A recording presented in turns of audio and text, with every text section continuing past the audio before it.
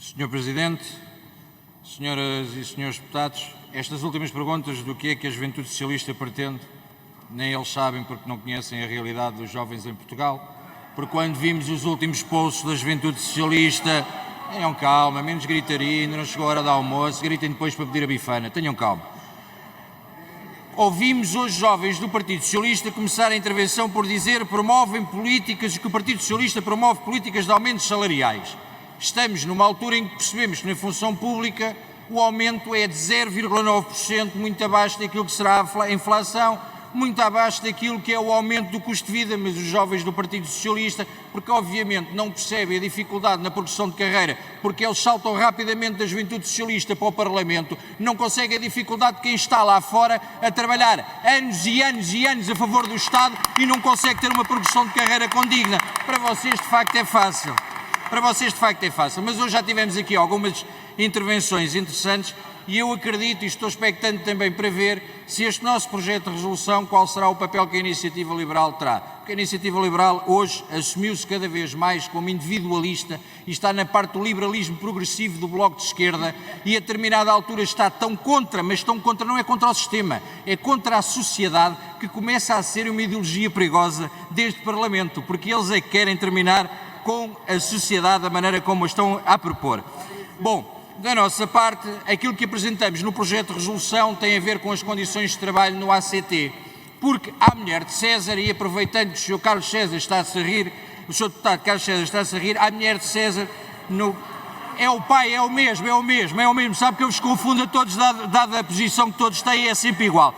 A mulher de César, utilizando as expressões da Sra. Ministra da Coesão Territorial, não basta parecer e tem de facto de ser. E os senhores defendem os trabalhadores de tal forma, mas defendem que depois a autoridade, a ACT, tem dificuldades nas contratações e na dignidade dos trabalhadores que lá estão. Isto seria a defesa dos trabalhadores. Interessante ver agora a vossa defesa do PS, do Partido Comunista e do Bloco de Esquerda. A geringonça que durante 7 anos governou e que tem os seus braços armados, que são a CGTP e a UGT, que representam menos de 18% da função pública, mas que são aqueles que são chamados para a concertação social, porque os senhores não respeitam os sindicatos independentes e querem manter aquela máquina daquelas duas centrais sindicais, que não são mais nem menos do que formas de financiamento de diversos partidos.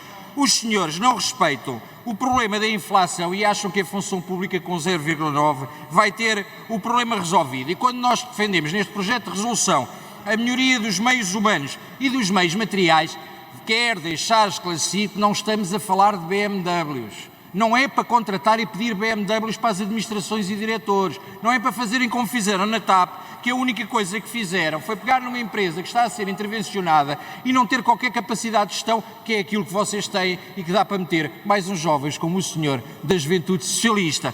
Sabe que o CIADAP é algo tão risonho para vós que chega a ser necessário 140 anos para chegar ao topo da carreira. Curiosamente, e pegando na nossa primeira intervenção de hoje, não seria nem mais nem menos do que uma prisão perpétua para o trabalhador. Aquilo que vocês fazem fica preso aos contratos que os senhores colocam na progressão de carreira, que é uma falácia completa, apoiada por aqueles que têm a cassete há 100 anos dos trabalhadores e pelos outros ao lado que dizem que o povo unido jamais será vencido, mas não respeitam o povo, nem quem trabalha, apesar da cassete dos trabalhadores. Sabe, a precariedade da população está ao ponto que os estudos dizem que 1/5 da população é pobre. Mas sabe, o senhor que está a rir, com 20 e poucos anos, 3 em cada 5 dos pobres trabalham. Por isso a precariedade que os senhores defendem e que vêm para aqui gritar a dizer que resolveram, está também no Partido Socialista, quando não resolve a situação do PREF-PAB. Sabe, desde o tempo em que a sua deputada agora, Alexandra Leitão, em 2019, dizia isto, até final do ano está resolvido. Só que o senhor agora tem que ouvir o do lado para perceber o que é que estamos a falar, porque nem sabe o que isso é, porque nessa altura ainda estava na escola secundária. Obrigado. Sr. Presidente, não foi bem uma pergunta, de qualquer forma vou-lhe dar algum esclarecimento. A diferença entre perceber se é o Partido Socialista que mente ou se somos nós que queremos colocar mais meios porque não percebeu na audição, é simples, é o senhor fazer como nós fazemos, sair para o mundo real, sair do Parlamento, deixar as audições e as comissões, ir falar com as entidades lá fora e percebe claramente que existe um déficit de trabalhadores e que não estamos aqui a brincar. E que na realidade aquilo que o senhor está a dizer é que ouviu um representante do Partido Socialista numa audição, porque sabe perfeitamente da forma como os cargos são delegados e são nomeados. Portanto, vir com esta pergunta, eu continuo a ter cada vez mais certeza que os senhores tinham muita razão, mas muita razão no primeiro dia que entraram nesta Assembleia. O vosso lugar era ali e não aqui ao nosso lado.